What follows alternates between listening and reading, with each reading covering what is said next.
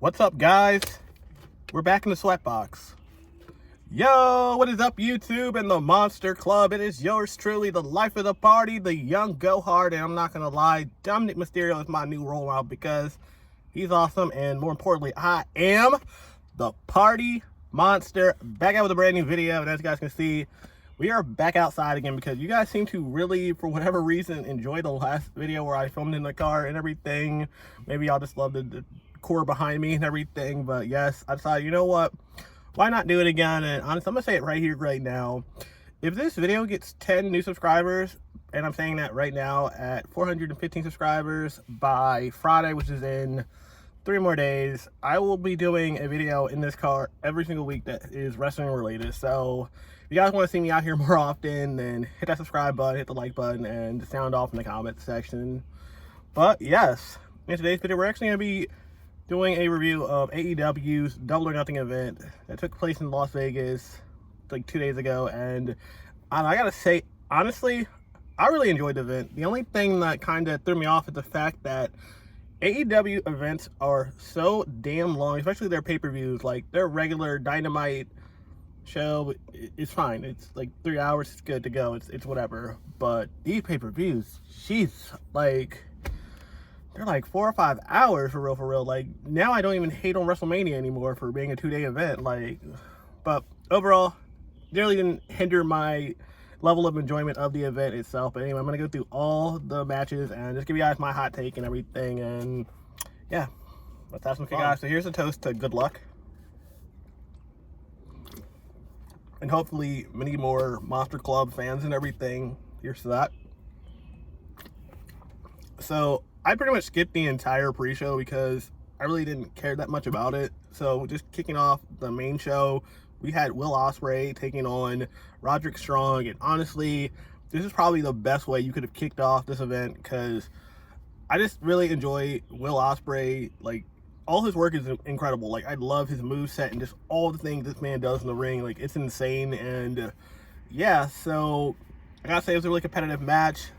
I definitely enjoyed the submission style of Roderick Strong. Like, I think these two meshed really well and everything. Like, we all knew Will Ospreay was going to win this match for real. But I don't know, I just thought it was a pretty decent match. Like, there was like one thing that kind of threw me off, and that was when the Kingdom tried what looked like a doomsday device from Roderick Strong to outside the ring. And no, it was Matt Taven who did it. And yeah, that did not look pretty whatsoever. Like, I'm surprised, like, he didn't, like, break his neck when he did that. But that aside, I mean, still, like, good kickoff match and really enjoyed it.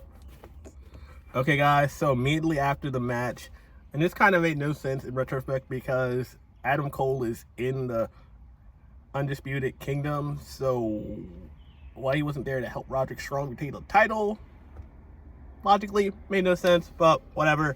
He came out to cut a promo, and I kind of saw where this was going fairly early, but to confirm my thoughts, he also brought out the Devil's Mask and everything. He cut a promo, and at one point the lights went out and you saw like this view of a house and everything, and we all knew who it was. It was MJF, of course. And yeah, he like showed the picture of him and Adam Cole together and everything. It was like cut in half and whatnot. And then he came out to the arena to a huge pop. People were loving it. I was losing my damn mind. If you saw my live stream, you saw your boy getting crazy out there. But yes, he came out there with the Triple H jacket from 2009 and everything, out there looking like a Mexican Wolverine. But it was awesome. Like, this dude had like definitely been hitting that weight room, getting his body right in sight for the summer and everything. That was pretty dope. And yeah, he came out, he basically lured Adam Cole into a hug and kicked him in the balls, which is hilarious in itself, and took the Devil's Mask. He cut a really amazing promo. Like, I cannot do that promo any justice. Like, he definitely took a shot at Vince McMahon and New Japan and wrestling, which I was like, oh shit, yeah, you're talking about Vince McMahon. Like, hey, he bowled for that one. But anyways, he took the Devil's Mask. He Ric Flair elbow dropped it, spit on it, threw it to the crowd. It was crazy. Good opening promo for MJF's return, and I'm excited to see the dude back. Like, dude cuts like some of the most amazing promos, and we get full badass heel MJF. So I'm ready for the shits. First off, have we subscribed yet to the Party Monster? We haven't. What are we doing? It takes 2 seconds. But moving right along, next up we have Orange Cassidy taking on Trent Beretta. And honestly, on paper, this match does have maybe like the worst build for real. But I don't know. Like, I just enjoy to even start off the match that Orange Cassidy was on a whole different level that match and everything. Like, going into it, he didn't have his regular white shirt. He had on a black shirt, which I think looked badass. I might actually buy one low key. He didn't have his Jade Interest music. It was the Pixies' Where Is My Mind, which I think is a fire song and everything. Like, definitely one of my favorite songs. Well, top 50 or something like that. But overall, the match was pretty good. I enjoyed it. I didn't think Orange Cassidy would win, because I really think Trent needed to win more, honestly. If you're gonna like set him up as like a heel, like, he really needed to win more. But I don't know, he lost to a schoolboy roll-up, so not the most damaging way to lose. He also had some really dope attire and everything. Like, I definitely got Triple H vibe. Like, maybe this whole event was like a Triple H tribute show, low-key, because I don't know, between his attire and the MJF comeback outfit, like, I definitely got Triple H Evolution vibes. Oh, not Evolution, but Triple H comeback vibes, I should say. Okay, I'm sorry in advance if some of these matches are out of sequence and everything, but it's been a couple of days, and yeah. But anyways, next up for the Trios Championship, we have the Bang Bang Gang taking on the Death Triangle, and I thought it was a really good match. Nothing too crazy special about it. I really didn't think about this one, so I didn't have a prediction going into it, but to sum it up, what looked like the Bang Bang Gang were going to lose. We had a returning Juice Robertson come out, cost Death Triangle the match. Bang Bang Gang are in full effect right now, and yes, they retained, so there's that. I swear to God, it's hot as balls out here today. And for those who are curious, there's no one in the house. I really could have just filmed in the house, but you guys seemed to really enjoy it last time, so I thought, why not? But anyway, next up we have, for the FTW Championship, probably one of the coolest titles in my opinion of all time. I love that design of that belt. But anyway, we have the Learning Tree himself, Chris Jericho, defending against Shibata and Hook. And yeah, this was a pretty decent standard match. I basically thought Shibata was in there just to take the pin and everything, and I don't know, it just definitely had some twists that I didn't see coming, both good and bad. Like the one of Big Bill coming out and getting a T-bone suplex through a chair that damn near impaled this man. Like, if you see it, it's like it was an inch away from this man's like chest. It did not look good at all. And yeah, hard-hitting match. At one point, they broke out some dice, and that just looked wild. Like, I could just imagine taking a bump on those things and everything. And yes, to end the match, Keith Davis came out, or I think that's what his name is. I'm not familiar with the dude, but he came out there with a mask and basically gave Jericho the win and everything, and there was that. Moving right along, we have a steel cage match between Adam Copeland and Malachi Black. And I gotta say, first and foremost, how dope was it to see Edge using the Brood theme again and everything? I know he did use it at Mania 39 and whatnot, but I don't know. The surprise that happened later on in the match made this one way more memorable and everything. I mean, granted, the match was dope. Both men were bleeding extremely early. It was a barbed wire cage match. I kind of forgot to mention that part of the equation. But yes, hard-hitting. I knew both these men would put on a good show, especially like if you had gotten like a Adam Copeland in his prime, this match could have been match of the night for real. But overall, it was a decent match. Scary moment though when Adam Copeland jumped off the top of the cage to a Malachi Black that was covered in barbed wire on a table, and he hit him, but he basically landed on his damn feet and everything, which now, days later, knowing that he tore his labrum or something, and he's going to be out of action for a while if he ever comes back at all. Like, that was just such a stupid spot for him to get injured in and everything. Like, I get it. wrestling is entertainment, but it just never is a good spot when you're like doing across, like, I don't know, it didn't look like it was gonna ever resonate to the way you thought it would. But ultimately there's a moment where Brody Lee and Buddy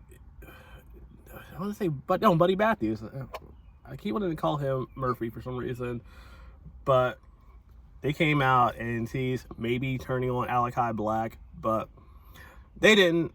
Swerve alert, they just basically beat up Adam Copeland, put him back in the ring. Then, lo and behold, the lights would go out, and who would come out but Gangrel himself.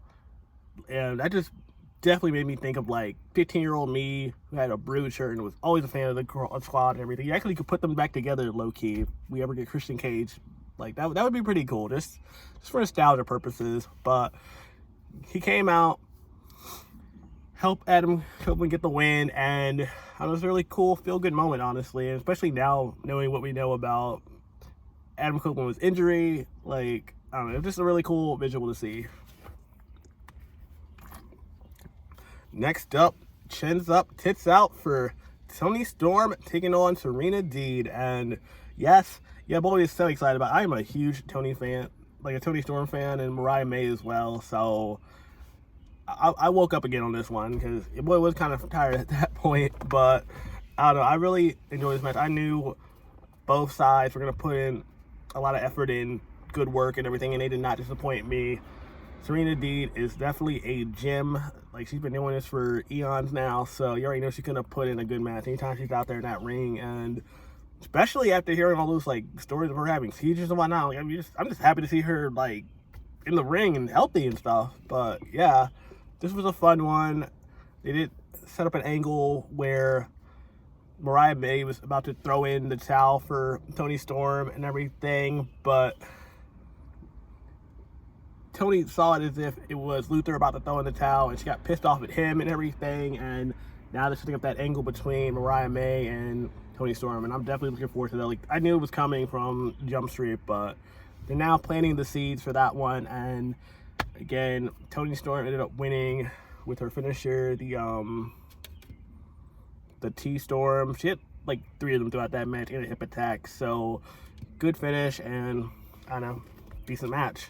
Whew, might make out another beer on this one. But yes, next up we have Jon Moxley. I know you've heard Jon Moxley's battle matches with my car and everything, but yes, you had him taking on Takeshita with Don Callis out there as well. I kind of meant to mention Don Callis was out there for the Will Ospreay match, and he tried to give Will some advice of just using, I forgot what move it was, to put Roger Strong in the hospital and everything. He didn't, won the match, and it's going to kind of play into the finish of this match as well. And yeah, this was a fun one, honestly. Like, you basically got your standard Jon Moxley match and everything, and there's just so many weapons. Just a lot of shit was going on in this match and everything. So much to recap and everything. But closing moments of the match, Don Callis tried to advise Takeshita how to finish off the match and everything. Takeshita decided to listen to Don Callis and lost the match. And contrary to Will Ospreay, who didn't take the advice of Don Callis and won the match. So keep that in mind and everything. And I don't know, just a fun match. Like, I'm just really taken aback by the fact that Takeshita, for his size, it's just so athletic and stuff, and that's just crazy. And I don't know, I enjoyed the match. Oh, and just a little bit of behind the scene magic that you guys can't see and everything. This phone has gotten overheated about 10 times while I've been doing this video and everything. So yes, hit the like button if you feel my pain right now, because I've had to like stop and then wait for it to cool down quite a bit and everything, just trying to do this simple video. But next up we have the triple main event. Kicking things off, we have Mercedes Moné taking on the champion Willow Nightingale, who, let's not lie, I mean, I've met Willow and everything, she's a nice woman and everything, but this was just a transitional situation, honestly. Like, we all knew that this title was being saved for Mercedes Moné. Like, you don't pay this woman this much money to have her ride the pine about the title. So I mean, she had the superstar entrance and everything with the showgirls and like the orchestra, I don't know, orchestra, the band with the like the neon lights. Like it definitely was like Vegas stuff, and I really rocked with that interest and whatnot. And yeah, really good match between the two of them. Like they are both definitely top tier when it comes to wrestling and everything. But again, an angle came with this match, which I didn't see coming and everything, and I was kind of annoyed that it happened. But anyways, after the match, Mercedes Moné won the other title. She's gone. But then Stokely Hathaway like yells at Willow, who just lost the match, and at the moment we think Chris Statlander is trying to stick up for her girl and everything. She pushes Hathaway away and whatnot, and we're thinking, okay, cool, dissension. But as she's walking Willow back to the top of the ring, or the top of the entrance ramp and everything, I should say, she clotheslines the chick and turns heel, which I thought to myself, what the hell's up with the damn best friends? Like, you got Trent, now you got Chris Statlander, who, I don't know, she's looking pretty good nowadays. Like, I always thought of her as like a Wish version of Kesha, but she's coming in her own. Like, I might have to go meet her if she does a meet and greet next year at WrestleCon. But yeah, there was that. And let's just take another drink. Let's get right into the next match, because you wouldn't want to get back in the house, because it's hot as shit out here. Okay, next up we have for the AEW title, which I get why this match couldn't be the main event, but this is kind of what I talked about earlier in the video. The problem with these 5-hour events, you don't get a time to breathe. This easily should have been the main event of like a night 2 or night 1, doesn't really matter. But the fact that you had all these matches just happening back to back to back, and if you're there, you're definitely suffering from fatigue at that point. Like, you can only be energized but so long and everything. And yeah, so next up we have Swerve Strickland taking on Christian Cage. I met Swerve too. Really nice guy. I've actually met him a couple of times, both in LA for whatever reason. Just happened to always run into the dude in LA. But I was excited. He had a really dope entrance gear going on. You had Prince Nana come out with the bottles, saying Swerve come out and play. And it definitely gave me Warrior vibes. And again, small foreshadowing. Swerve had the Warriors attire on, and that was just chef's kiss. I love the Warriors. Like one of my favorite. I will say that is my favorite movie of all time. I love the Warriors. I've seen that movie hundreds of times. I can almost quote the entire damn movie. But he came out. Christian and his squad came out. It was a fairly decent match. You had your regular shenanigans with the whole Christian's side, like with what's his name, Wayne, his mom, and Killshot or Deathstroke, whatever he calls himself, the former Luchasaurus. I know it is the kill switch, but yeah, pretty chill match and everything. And Swerve ended up winning. We all knew Swerve was gonna win. Christian Cage was he's just another guy. He's just there to enhance Swerve's match. Like that was, and he does a good job of it. Christian is damn near the MVP of AEW. Let's just put it out there like that. Like, he does his job accordingly. Like, if they ever have a Hall of Fame first ballot, hands down, Christian Cage all day. But again, the right guy won. I was excited for it, and let's move right along. Okay, guys, main event time, and this is honestly why I bought this pay-per-view. I live for the Anarchy in the Arena match. I've seen every one of them, and I thoroughly enjoy them every year, and this one was no different. Basically, you had Team Elite, captained by the Young Bucks, with the Rainmaker and Jack Perry, taking on Team AEW of FTR, Darby Allin, and Daniel Bryan. And major shout outs to Darby Allin for just being able to compete out there. This dude was just hit by a bus not that long ago, and yeah, so just, he's gonna do something crazy. Like, that's his whole MO. That's what Darby Allin does. Like, you already know he's gonna do some wild shit and everything, and yeah, and this is the point. Like, I was here for the shit, and like Justin Roberts says, 2 quotes, this shit was about to hit the fan, and it definitely did, and I was here for it. But yeah, so many wild spots, so many just crazy things happening throughout this match. You also had like just a comic moment of every time basically want to hear their damn entry music. The Young Bucks want to hear theirs, which I hate their new entry theme. I'm a Young Bucks fan, but I cannot stand it. They also had Daniel Bryan want to hear the Final Countdown, and they had to turn it off because again they can't afford this and everything, which I thought was pretty funny and clever to turn off the music. But it was just a fun match, and probably my favorite spot of this entire match had to be where Jack Perry had grabbed Tony Khan, and as he was being pulled out to the front of the arena and everything, out of nowhere you had Darby Allin with a damn flamethrower setting this man on fire. And I just perked back up when I saw that moment because I did not see that coming. I mean, I probably should have, because you saw the flamethrower on the Go Home Dynamite and everything, but just to see a man get set on fire was insane. They had to like fire extinguisher him out and stuff, but crazy match. And then to even top that, which I didn't think could even happen, Darby Allin was damn near hung up from his feet and everything, which again, this man just got hit by a bus in real life. So yeah, why are we doing this to this poor man?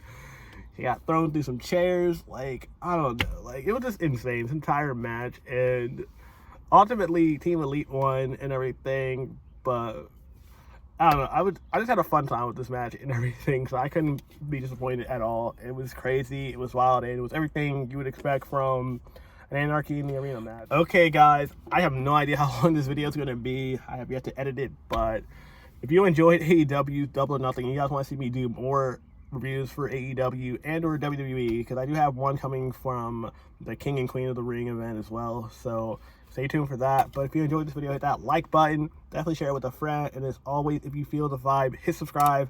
You guys can follow me on social media at PartyMonster1 on X, at PartyMonster05 on Instagram. But until then, remember this very important key fact to life: don't be a dick, be excellent to each other. Party on, dudes. Peace. I love y'all. Bye.